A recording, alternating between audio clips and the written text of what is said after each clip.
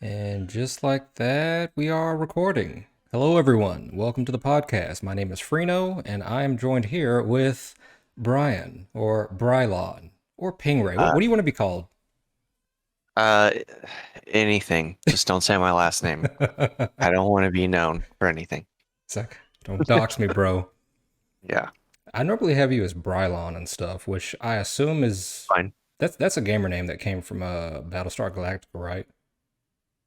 Yeah, I was getting sabotaged, and someone decided to call me a Cylon, and then it became Brylon, and that's it. And then I spent the whole game in the brig, and it's very triggering and PTSD. Uh, it gives me PTSD. You So know, yeah, let's use that. That's great. I was about to say, when trying to come up with podcast ideas, it sounds like you have like some stories of your own. Yeah, because I remember back when we like first started hanging out, you had Pingray, but I don't know if that was just a one-off because of Zoids. Was that correct? A panther and a stingray put together? Was that a Yeah, one-off? I think I was probably on drugs or something. I've never seen Zoids before in my life. I'm about to say, I was like, where did Pingray come from? And you're like, it's a panther and a stingray. And I'm pretty sure we were talking about Zoids at the time, but then I, Yeah, I think it was Beast Wars or Transformers, and we were like, what would we want to be if we could be one of those things? And I can't choose one thing. I have to choose two things. you got to That's combine them just both, how, man. yeah, that's how it works with me. Okay, okay. Well, dope. Well, we can get into the Brylon like horror story or just go on to some general topics. I don't know how much you want to go into your PTSD. I don't know much No, about I'm good. Cylons. Okay. That's between me and my therapist. No. All right. Okay. Well, in just general topics, we discussed the other day that the Blade movie like stopped production.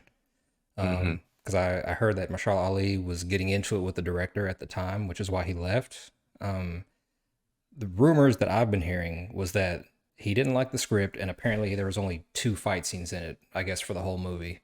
Um, and they just couldn't get along, and he dipped. You heard anything about that?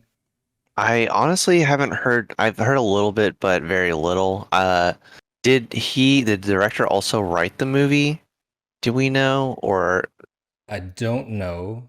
We probably have to Google that one, but I do know that he left 2 weeks ago, as of the recording of this video, yeah, because they weren't getting along. And I heard it was because he didn't like the script, and there's only two fight scenes in it.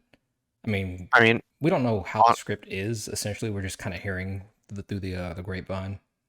yeah. I mean, the fact is that like it's a Blade movie. It's pretty iconic. It's already been done by Wesley Snipes. Whatever you think of like the third one, that is what it is. The first one was CGIs and good. all. I will say Yeah, the first one was fun. yeah, and it had a lot of fight Second, scenes in it. The second one, honestly, if I vaguely remember either of those movies. I wasn't a fan of them when I was a kid. I probably watched them for the first time maybe 2 years ago, and I couldn't tell you anything except the blob that screams a lot in the first one with the UV light. So, Yeah, that's true. um, I mean, but in general, Blade's pretty iconic, and it's already been done to varying success. So there's a lot of pressure on Marvel to not screw it up. Yeah, So I can totally understand them not wanting to throw something together like they have been with like a Thor Ragnarok or whatever garbage has been coming out. So yeah. It and seems you have really interesting. Mahershala Ali as well, which is like a really wonderful actor Yeah. on his in his own right, and you can't put him in a bad movie, especially not a Marvel movie like that. Right. It seems interesting that Marvel would, I assume, take the side of Marshall Ali since the director left, because he easily could have just left, but instead the director left, and I guess Marvel didn't do anything to stop him. Maybe they looked at the script and they said, okay, maybe the script isn't so good. Maybe we should get someone else.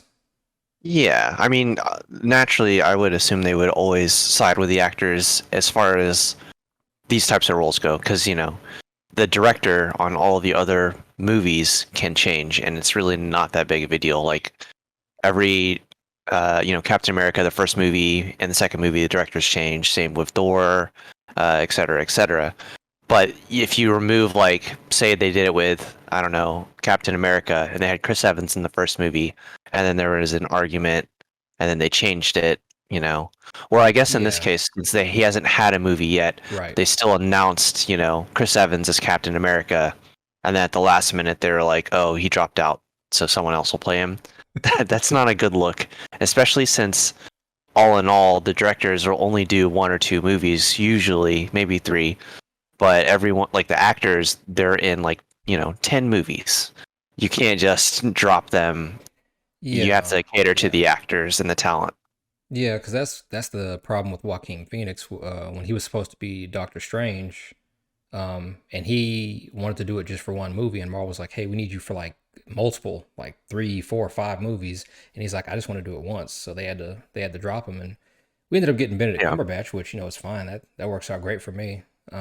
But I do know some actors like Phoenix are the type of guys who want to do something one time. They don't want to really be typecast. I guess kind of like Robert Downey Jr. Did, but yeah, I mean, it's not necessarily a bad thing to get typecast in this sense. I mean, Robert Downey Jr. played Iron Man so well that like that's how people see him now. Like he can't get rid of that now. People are always going to see him as Tony Stark just because it was so good. Even if he just did it the one time, they're probably always going to see him as that. But he was Iron Man for what, 7 movies? I mean, they went on for a while. yeah. And I mean, honestly, he hasn't really done a whole lot of note since then. At least nothing nearly as iconic. Yeah, Sherlock Holmes I think Doctor is Doolittle was the first film he did after that, and that wasn't a good movie. no, and I think he was the one that like helped push that one along. He Oh was man. producing, and it is what it is. I don't think I ever saw it. I just know that there's a dragon and he's constipated at the end or something. So spoilers for the Doctor Doolittle. Well, it sounds like I'm missing a lot. Yeah, yeah, Now, in terms of dropping out, I heard that Leonardo DiCaprio, I guess, had a movie he was directing with Netflix, or I don't know if it was a show. No, I think it was a show. I forgot the name of the show, but he had Keanu Reeves as the villain, as the serial yeah, killer, because I guess the story's about a serial killer. And yeah. Keanu Reeves dropped out. I don't really know why. I don't know if it's because of the backlash people are talking about from the Jeffrey Dahmer thing, or I don't know. But that seems like a really iconic thing because from what I can remember, Keanu Reeves hasn't really done any television shows, right? He's just been doing strictly No, movies. So this would have been like his big breakout TV role. Well, Netflix, if you want to call that TV, series role. And then he backed yeah. out for whatever reason. I don't know if they've released details since then, or I don't know if you know any more information about that, if you've heard about it. I don't really know a whole lot of information about it. I do know that he would have been a perfect. So the story Netflix show is about H. Holmes, and the World's Fair, which he was a serial killer that made pretty much, if my memory serves me correctly, he pretty much made like a death house, like a hotel, and turned it into a building with a lot of secret, chutes and ladders and I think I secret remember hearing compartments. about that. Like he had like a giant puzzle house or something with trap rooms and secret closets and stuff. Yeah, and he would kidnap them and torture them in like the basement or something. I know true crime people are screaming at their Yeah, screens right now, I but don't know anything about true crime. Please don't don't cancel us on episode one. yeah, but I do, from what I recall, what he's looked like. There's a great book if you are interested in knowing more, called "The Devil in the White City." That's the Um, book I I, heard about. Yeah. yeah, I think that's what the show is based about as well. Um, but yeah, I think he would have been it would have been a really interesting turn. I think he would have done a I mean, he's not the strongest of actors, so I honestly don't know how well that would have gone, but he looked the part for sure. I think he would have looked great. I'm As always far interested, as, yeah. With like with films that Keanu Reeves is a part of, I'm always at least interested. He's one of those actors I'm at least interested to watch, whether the film is bad or not. I never saw what was that movie he did? 47 Ronin? Was that what it was called or something? yeah, they came out on Christmas like Yeah, I heard it 4 years was. ago, five I years heard it ago. wasn't good, but I mean, it looked interesting because for one, it's Keanu Reeves, and two, it was like martial arts and whatnot. But I never saw it. But the fact that he's in a movie like makes me want to watch it. I don't know if that's just because he's a famous celebrity or if I'm just generally interested in stuff that he does. Because I know it's not entirely the actor's fault if a movie turns out bad. Yeah, I saw that in theaters on Christmas for some reason. I don't like to go into the movies on Christmas, but it was the year that we did. I couldn't tell you a single thing that happened in that movie. I'm pretty sure I fell asleep.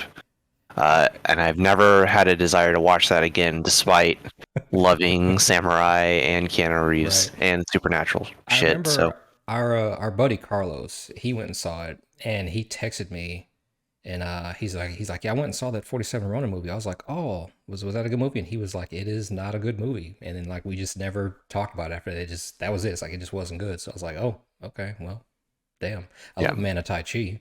That was dope, and that came around I think around the same time. Yeah. I think getting supernatural samurai movies right takes a bit of nuance and talent that maybe and some good interesting writing. So I don't know. I don't know who was directing on that. If it was probably like it seems like it'd be like a first time director because in my opinion it wouldn't really take that much to make that interesting, but like it failed either way. So So, in the terms of like martial arts and supernatural, one movie that comes to mind that I know was pretty good, Man with the Iron Fist, and I know we mhm. both love RZA. It was a very interesting, it was a strange movie. Literally just melted some iron fists on and just went from there. And I was like, all right, ignore science. That's just how that's just how magic works. But they made a second film, if I'm not mistaken. I don't think it did as well as the first one. Yeah, I honestly don't even remember how well the first one did. I remember when it came out and it was fine. It was a good enough movie. It was Right, interesting. better than And I 47 Ronin. wonder, yeah, I'm sure, honestly, I didn't know that there was a second movie until it was out on like DVD. So I don't know if it was like a direct to DVD or if it even released in theaters or had any sort of promotion or anything. From what I heard, But that, I don't think it was good. And I think the script just didn't follow well after the first movie. I think the first movie was kind of a good self-contained story, and like you said, it was all yeah, right. It was pretty decent. Wasn't great, but it was still a good movie. And then the second one, went straight to DVD.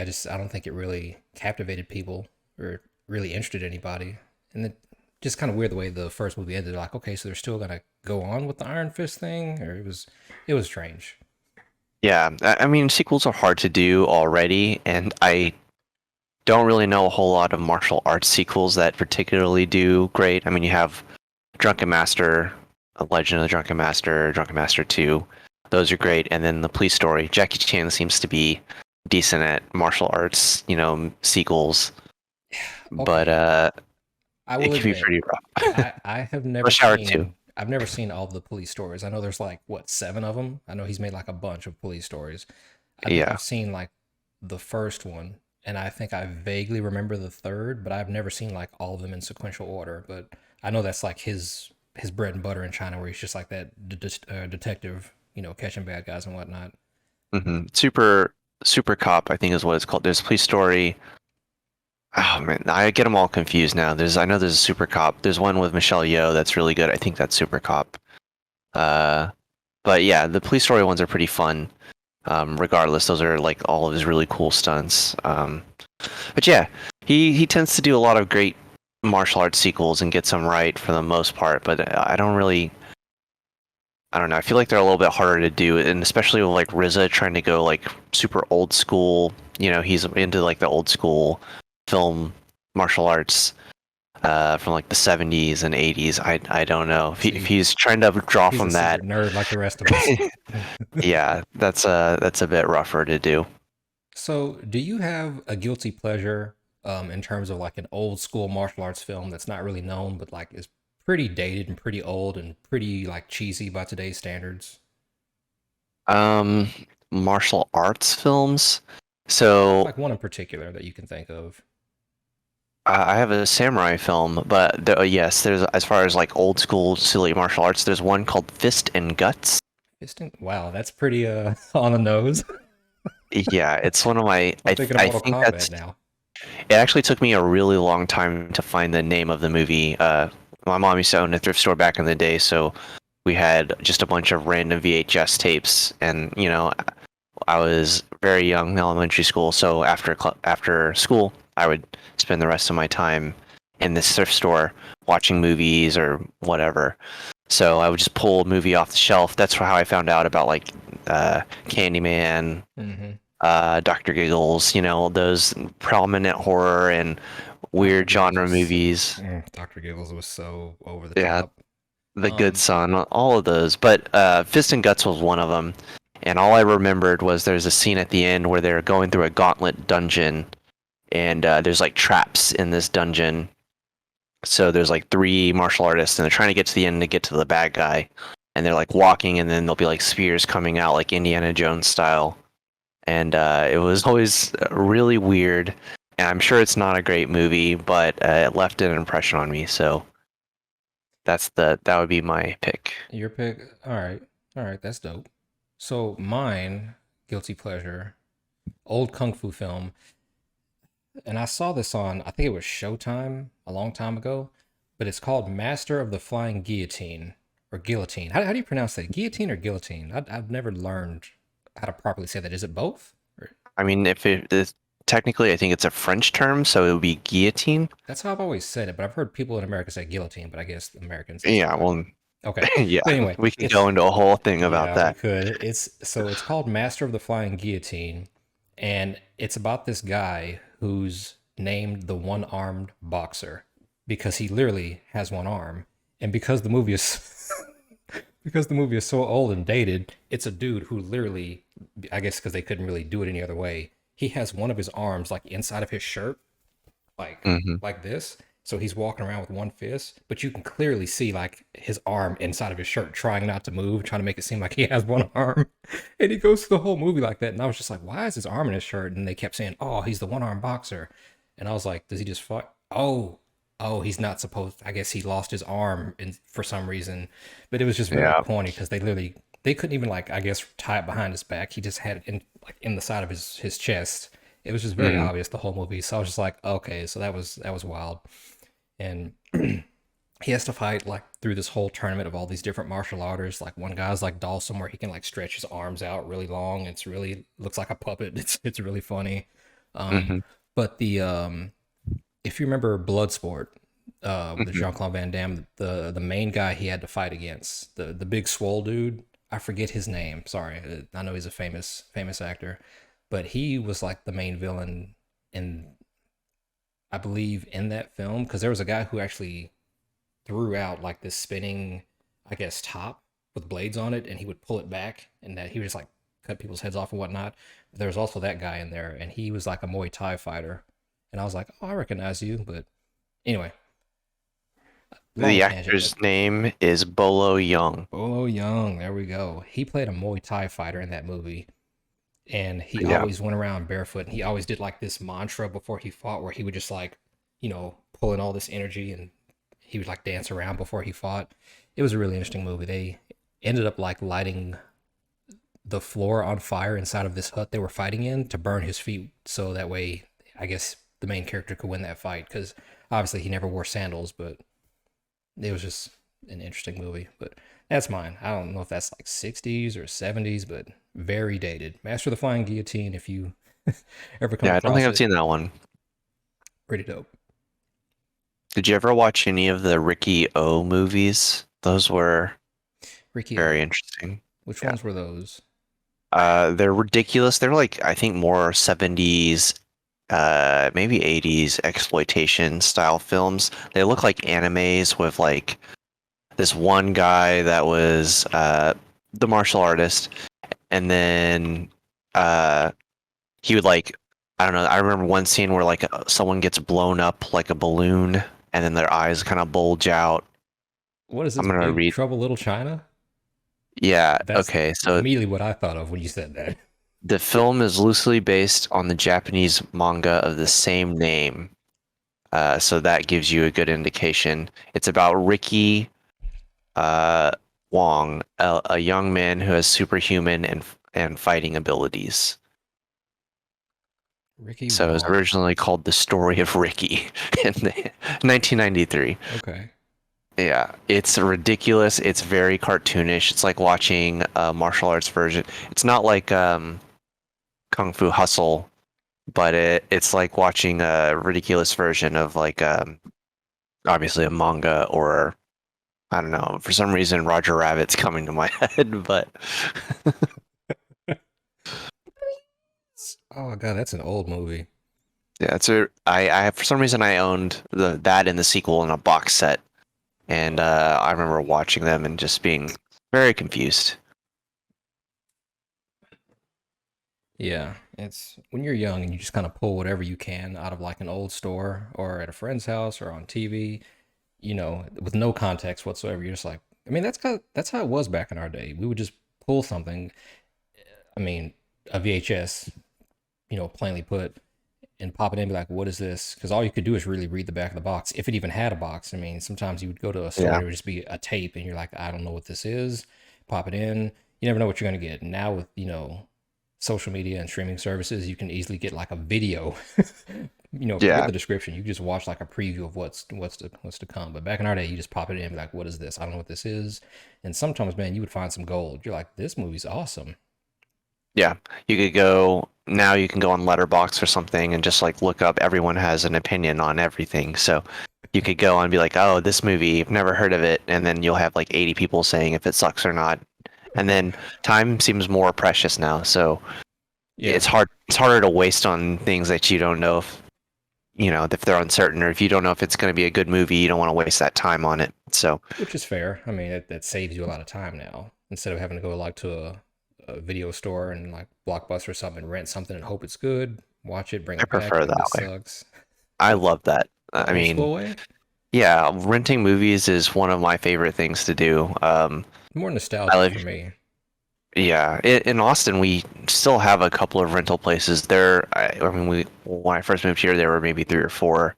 And I think maybe there's one left, which is sad. I think one closed during the pandemic, but um, yeah, I don't know. I used to love renting movies, spending like an hour and a half. I spend a lot of time. If it's a library or a movie store, I'll spend an hour and a half just wandering around for no reason, trying to find something interesting. But I'll typically look for something older. That's kind of where my attention draws to because I'm like, okay, I want to know if there's some gold that I just haven't heard of or seen before. So I'll typically go to like the 90s or the 80s section, sometimes 70s, and be like, what's really out there that would probably catch my attention. yeah, Now, do you think, I'm sure there are some cases where movies where the sequel has been better than the original that you can think off yeah, the top of your head? Because yeah, I know there's some. I'm absolutely. trying to think of one right now.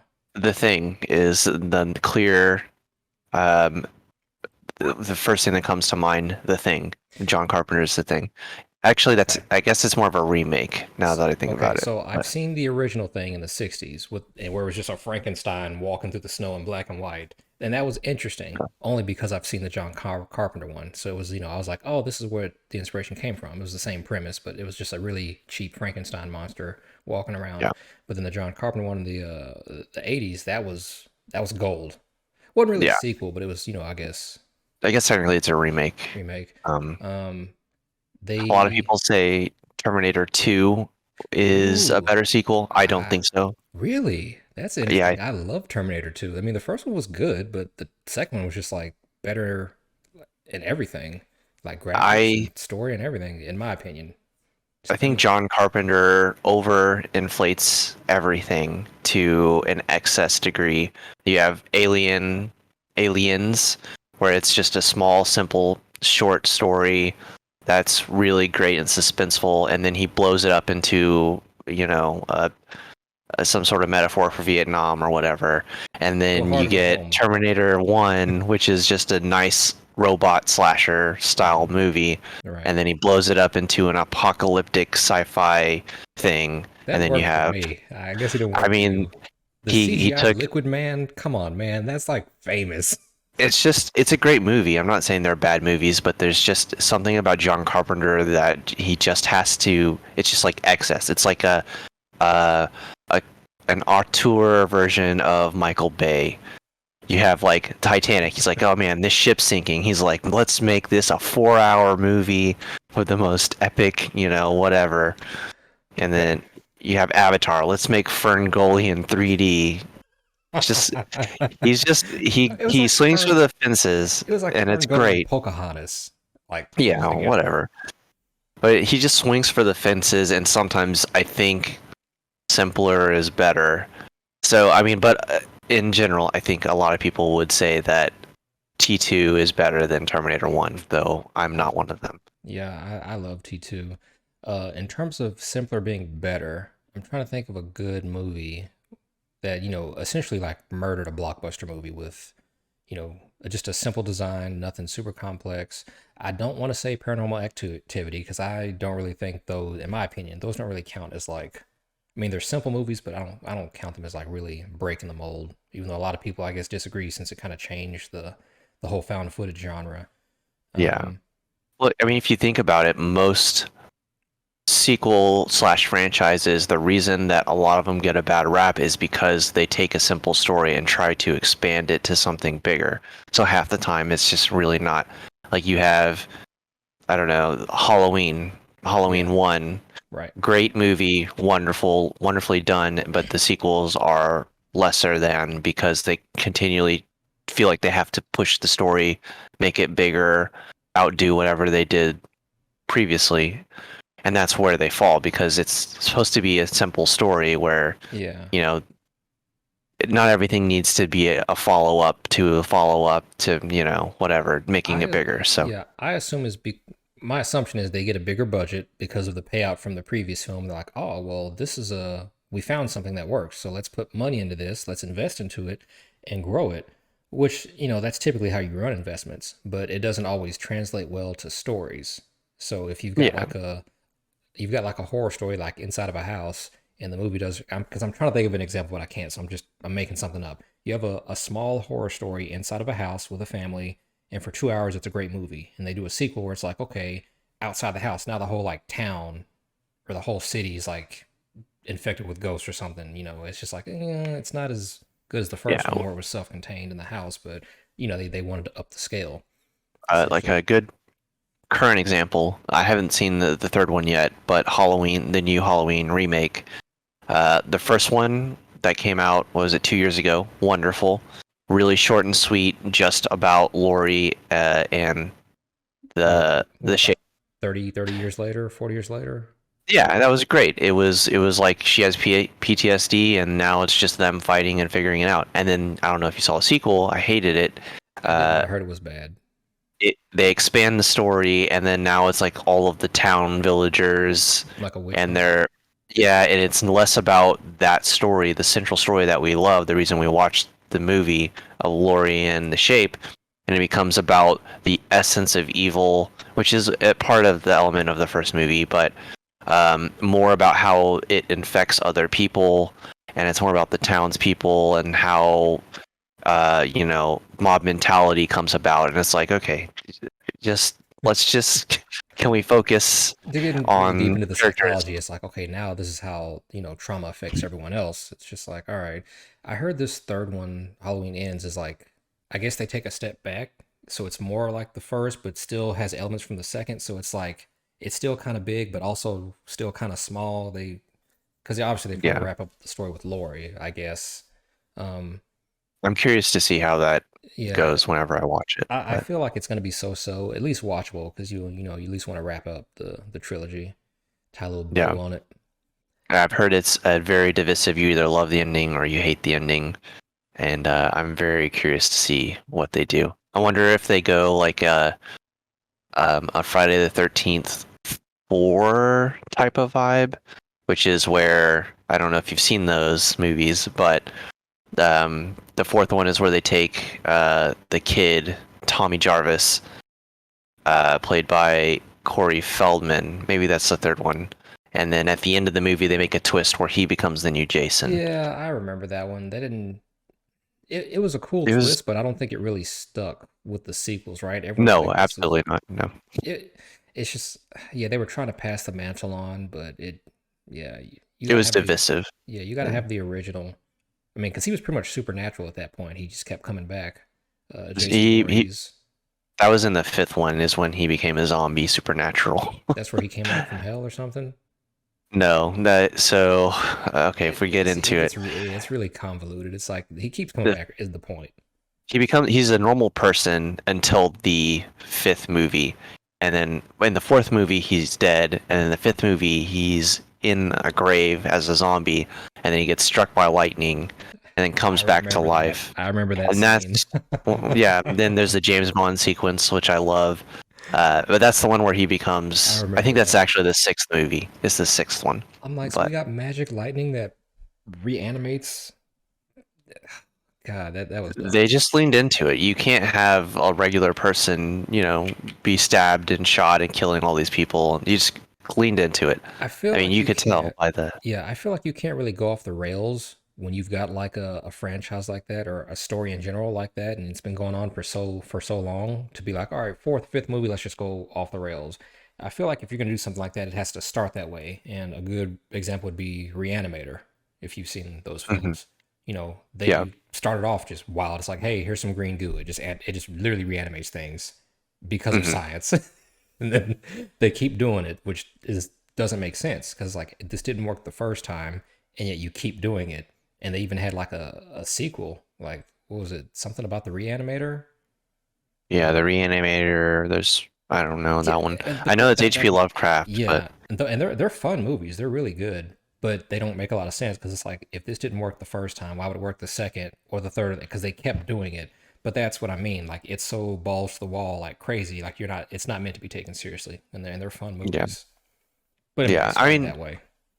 I don't mind when personally, I used to hate Friday the 13th, or at least I was more of I did I guess hate's a strong word. I was more of a Nightmare on Elm Street type of person.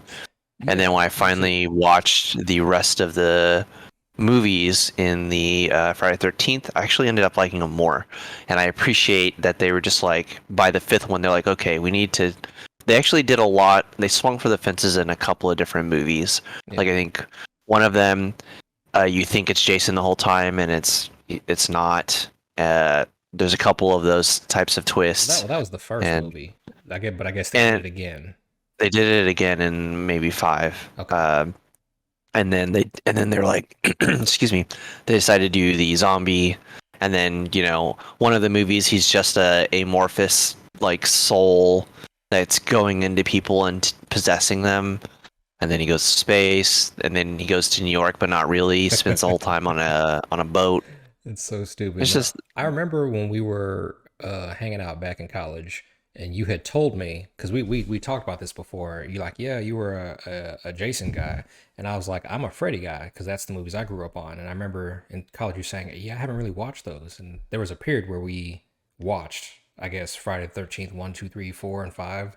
And I remember you Mhm. saying that you're like, okay, now that you've finally seen it, you were expecting something else, and what you got was a little more comical, you know, and I guess by the Yeah, end of it, you're like, okay, I appreciate the Friday the 13th series more. I love the Freddy aspect of him being comical while he was murdering people. I mean, the power itself is just original to kill someone in their dreams. But then he would like do goofy stuff.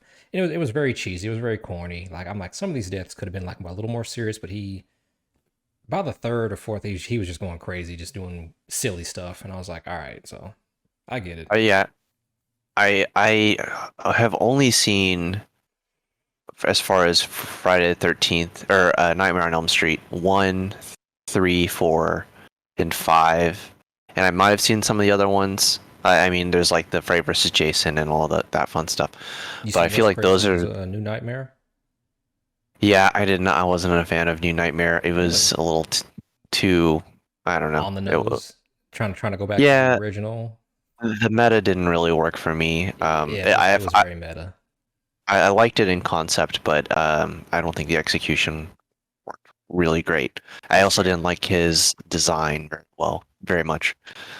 But yeah, 3, 4, and 5, I feel like this is the sweet spot. That's the Dream Master, the Dream Warriors, with the kids, Yeah, I and love then the Dream the Warriors. That was dope. Dream Child, I guess, is the last one. Those are Yeah, great. yeah, those were good. Now, here's a hot take. In terms of reboots, personally, I enjoyed the Candyman reboot. I enjoyed the Hellraiser reboot. Um, and I also enjoyed what was the third one? There's a third horror movie they did that I really enjoyed as a reboot. And I know, oh, Halloween, Right. Halloween Oh, with Halloween. Rob Zombie.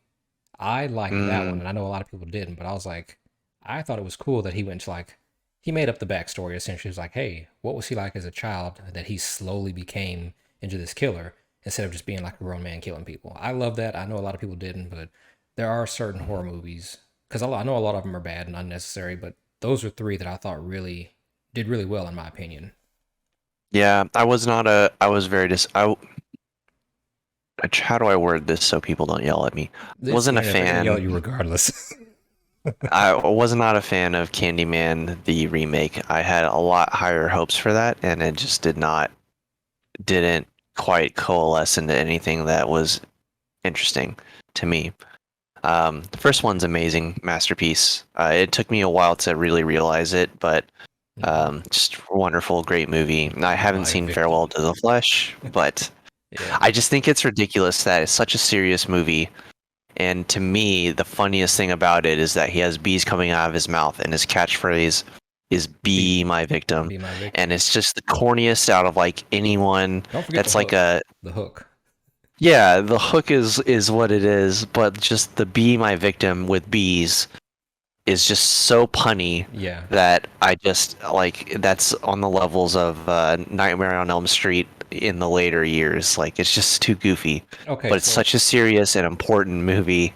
let me ask your opinion. So I'm assuming with the reboot, you didn't agree with the superhero ending, where they essentially like made him a anti superhero for the black people.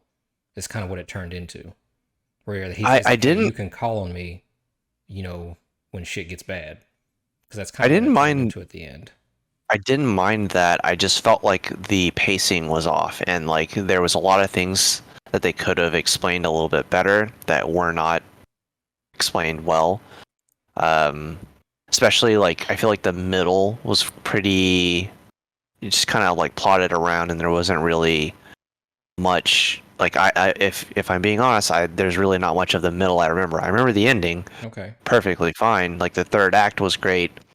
I remember the first act, but the second act where all the kills were, which should be the most interesting act, there's the Yeah. art Whole. gallery, but like what is the point of what's happening here really? Yeah, because it was slowly taking him over. Yeah. You know, so it was a different take on the Be My Victim because obviously with the first, the original, it was literally like, hey, you are the ancestor of pretty much what Hmm. happened to me and this white chick. Um, I need you to carry on the legacy. And this one, it was different. Yeah. I don't know. It was fine, but I kind of wanted a little bit more from it than Okay, what we got. And that's then fair. I don't remember what else you said. You said Uh, oh, Halloween. Halloween, Halloween Rob that was a Zombie's solid one. Halloween, not the Oh, second one. no. The second one didn't. I honestly don't remember much of the second one. I was like, what happened? It just felt like it was a weird direction. But the first one, where it went through the backstory of like how he slowly, as a child became the serial killer, that really captivated me. Yeah, I don't remember that movie. I don't think I ever saw it, even though I have a lot of friends that like that one. It just didn't really interest me. I do feel like there's something to be said about having the horror of the unknown and having a character like that just be like the whole point of him was that he's the essence of pure evil Right. and he's called the Shape for a reason. That's his name is the Shape. And then it eventually became Michael Myers because they had to fill in the story. Yeah. But like having it's almost like a Darth Vader thing where it's like, wow, Darth Vader is such a cool villain. And then they're like, let's do 3 movies about him when he's a whiny bitch. And then you're just like, wow, okay, so this isn't quite as what I wanted from that, you know. See, And I think for when you me, I take could I could empathize with Anakin in those first three. He was a whiny baby, but I could empathize with him because he was being lied to by both sides. So I was like, it's no wonder you turned out the way you did, bro. yeah, but I'm wondering if maybe that's also another problem I had with Candyman, the remake, is that you're explaining the origin of, the villain, of the horror movie, who is granted the star, but what gives him power to be an arresting villain is that you don't know that much about him. And True. then, Candyman, like you mentioned, that whole movie is about him becoming the Candyman, whereas the first one, he's just a known entity. He's ambiguous, he's in the shadows. They tell his story, but in a Yeah, brief way. because He's a his mythological. yes, and his myth doesn't really come. into fruition until the very end when all the pieces finally come together. You're like, oh, that's why he's doing this, and that's why he's targeting you specifically. Yeah, and just like Michael Myers, there's a myth there that becomes, um, revealed in the Rob Zombie, where you're like, oh man, he just wanted candy or whatever it was. I don't remember. It wasn't. It He's just wasn't getting, candy. It was the essence of evil because it did start off as a kid, killing like small animals like a cat and a bird, and then eventually moving up to people like normal serial killers do. And it really captivated the evil because even though they gave him therapy and got him a psychiatrist and tried to help him, like nothing worked. Like as he grew up, nothing worked. And then he eventually became an adult, and there's just he eventually just became unresponsive. He stopped talking to his mother altogether. He just shut down and he just put on a mask permanently. And it was just interesting to see because it's like no matter what they tried to do, like nothing would take. They're like he won't respond to anything. Like yeah. something has to make him happy, and he just wasn't. It's just, I don't know. There's a strange juxtaposition between the idea of a essentially just a murdering machine, no thoughts, no feelings, just murdering, and then the need to show us how he became that. Because isn't that the story of like every serial killer? Like they kill animals, that's how they start, and then they just They move eventually up to bigger become prey. Yeah. no. So it was like, what is the point of us seeing that when we can assume that already? It's not like he's a talking character with any sort of anything. He's just a murder machine. So it's all things that we can infer from the idea that he's a murder machine. It's not like Carrie, where it's like, okay, Carrie's a witch. She doesn't know that, and her powers become because of this trauma. And it's not like her entire story post that is her just wandering around murdering people. There's like a motivation to doing those things, and then there's the idea of the powers kind of growing. Hey man, And she's a person, I you like to know. consider Carrie a X Man. Like her shit didn't trigger Yeah, until she was pretty in her much. teens, and she's like, "Oh, I got these abilities. No one to guide me. Guess people gotta die." Yeah. But it's like having, I don't know. Do we need a backstory to Predator? Like Predator, he's a guy, he's an alien that goes and he hunts, and then he just wants to get I the mean, greatest game. there. So like imagine doing a movie where it's like a baby predator, and then you see a predator, going through trauma and like not wanting to kill something and then killing something. It's like, Yeah. okay, Well, we don't need to see that. predators The don't have an origin story because there really isn't one needed. Like you pretty much just said it right there. Yeah, They're that's they're what I'm saying literally about they're a race of hunters that they That's live what to I'm hunt. saying about Michael Myers, though, because Yeah. there's no backstory needed. They have a singular vision, and that's to kill. And there's really no need for us to know anything before that, especially if they're not a walking, talking, like they have no personality. It's just. Yeah, I've always thought of Michael Myers as an unrelenting force of nature. That's how I've always seen him. It's just like it's just nature. He's just going and killing and he can't be stopped. So like yeah, like you said, a murder machine. That's just in his nature. It's what he does, and people just can't stop him. Except for that one terrible Halloween movie where he got beat up in a kung fu fight with Buster Rhymes. Yeah, that was pretty dope. I'm like, Buster Rhymes knows kung fu, and he beat up who greenlit this? Well, obviously Buster Rhymes was like, I don't want to be a part of this unless I can be the one guy to kill him. Yeah, they wanted to sell tickets. They gotta have Busta Rhymes in there.